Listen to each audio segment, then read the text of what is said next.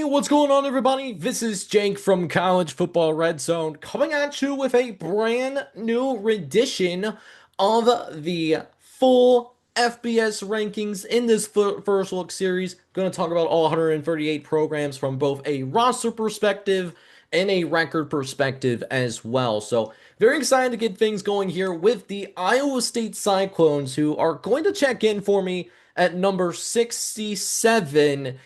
And so it's going to be a fascinating conversation because this is a type of roster that's had arguably the most turmoil in all of college football. So it's going to be maybe a little bit more of a deep dive than what we have done for many of the other teams that we've talked about thus far, but it still doesn't change the fact that it's going to be an absolutely good one. And I hope you guys are excited to talk about Iowa State football coming into this fall. And if you are, make sure you go ahead, hit that like button, hit that subscribe button as well if you do happen to be brand new.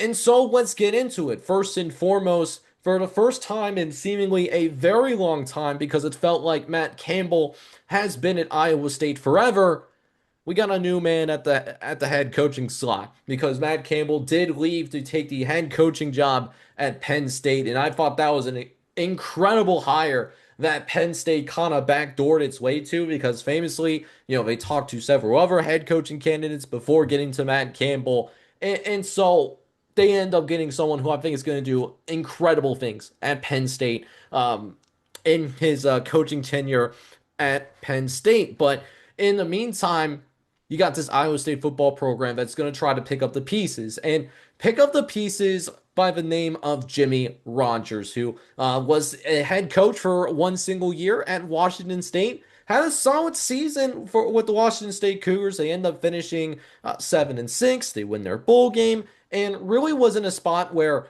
if they would have done a better job of closing out games, they would have had multiple Power Four wins. They would have beaten Virginia, and they would have beaten Ole Miss as well. They would have also beat James Madison as well, which would have derailed James Madison's college football playoff chances if that were to happen in the first place. But, close only counts in horseshoes, hand grenades, and nuclear missiles.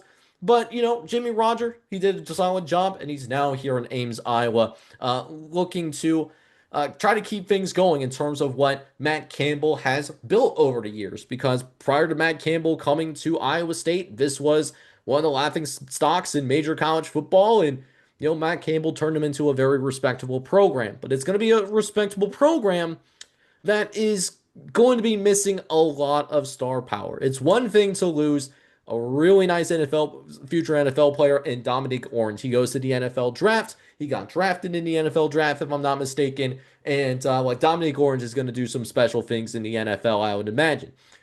They also lost in a tremendous amount of star player. I mean, Rocco Becks, Chase Soul, Ben Brahmer, Caleb Bacon, Marcus Neal, Brandon Black, John Tez Williams.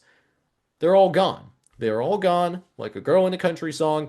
Most of those guys obviously going to Penn State. Not all of them, like Brandon Black, the interior offensive lineman, does end up going to Nebraska. Really good interior offensive lineman. The Cornhuskers, I know, are going to be very excited to have them because they're going to improve in the trenches tremendously with that addition.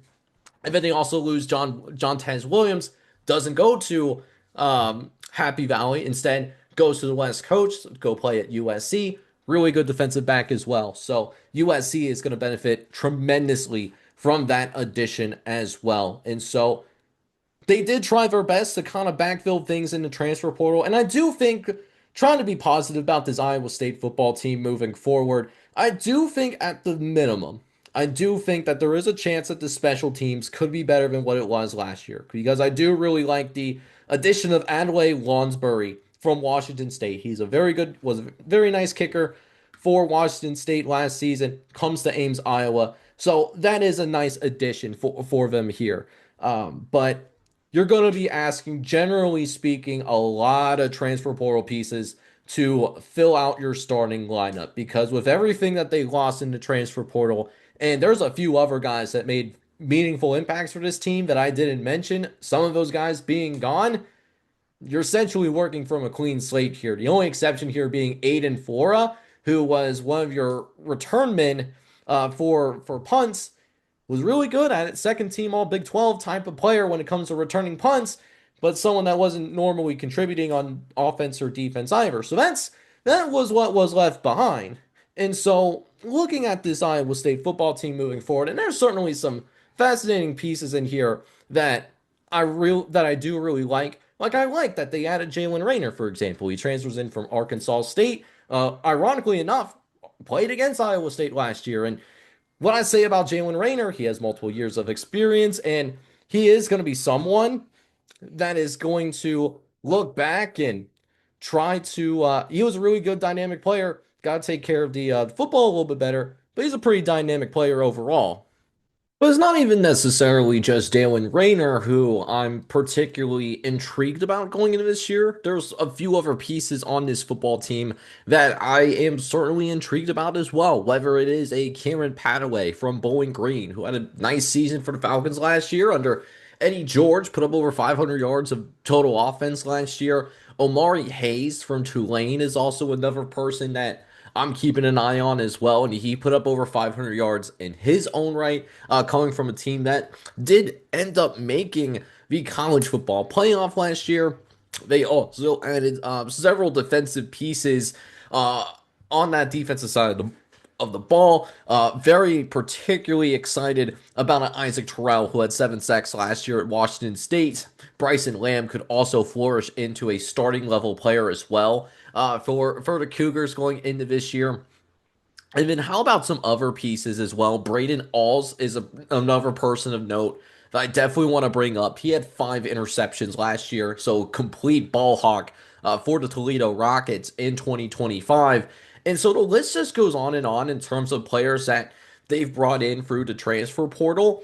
But the thing is that you're pulling from a bunch of different places and a bunch of different systems, and now the thing is, you're going to have to try to bring them together and create a collective football team. You might have some solid individuals, but not only do you not necessarily have the same star power as you had last year, can these guys gel into a football team, or is this a collection of good but not great individuals? That's really going to be the biggest question of this Iowa State football team. Now, this program, from an organizational standpoint, I'm going to give a little bit of the benefit of the doubt to, because I think there is some organizational aspects in place from the Matt Campbell days that will at least allow Iowa State to not completely fall off a cliff. So, what does that mean from a record perspective? Let's go ahead and get into that now. And I still think there is a path for Iowa State to get back into a bowl game. And if they hit up that ceiling of 7-5, I do think that that's an incredibly successful season. And even though I don't think that they're going to necessarily hit their ceiling this year, I still think Iowa State can flirt with bowl eligibility in the 2026 campaign, because their schedule is not an overly difficult schedule. It's not the easiest schedule in the Big 12, but it's not overly difficult either, I would say, right? So, definitely a couple wins that they can notch up early. Southeast Missouri and Bowling Green. I think they can build some confidence in the month of September before conference plays does end up starting. Really, it's going to come down to how do you handle things late in October through the early November period. That 4 game stretch where you have Oklahoma State at home, Baylor on the road, Cincinnati is at home as well, and then you have UCF on the road. Those are all going to be teams that going to be viewed at about the same level as you right now. And so that's really going to be the $1 million difference in terms of whether, you get to go and play in a bowl game, or whether this season is viewed as a complete disaster. And so don't know if I want to categorize this as a rebuild or whether it's a retool. That part is still left to be seen. Because I mean, I do like a lot of these transfer portal additions that they have. I mean, I didn't want to mention everybody because, man, there was a lot of names here, and it would be a much longer video if that was the case. But I mean, outside of there's a few games here that I don't like, obviously, like BYU and Arizona on the road, I don't love. Utah, I think, is still going to be fine from a coaching perspective inside of losing Kyle Whittingham. And I think Kansas State is also a dark horse team as well, who doesn't have nearly as much turmoil as what they're dealing with over at Iowa State as well. And someone that would be a better fit at Kansas State than what Kirby Moore is at Iowa State, to be honest with you. But I still think that there is a decent football team here. I think they're still going to compete. I think their program is so well set up organizationally that they're going to still surprise some people and maybe win a couple of games that they're not supposed to. But bowl game, I'm not sure if I want to go that far. But I'm definitely curious with what your thoughts in on the matter. What do you think of this Iowa State football team, which checks in at number 67 in the country? Is this a team that you're going to be particularly high on, particularly low on? Definitely want to hear your thoughts on all of this. And if you enjoyed this breakdown of Iowa State football, I need you to go ahead and do a couple of things for me real fast. Make sure you go ahead, hit that like button, hit that subscribe button as well if you do happen to be brand new to the channel. But for now, this is Jake from College Football Red Zone signing off. Hoping you guys are all out there having a good one. Take care, everybody.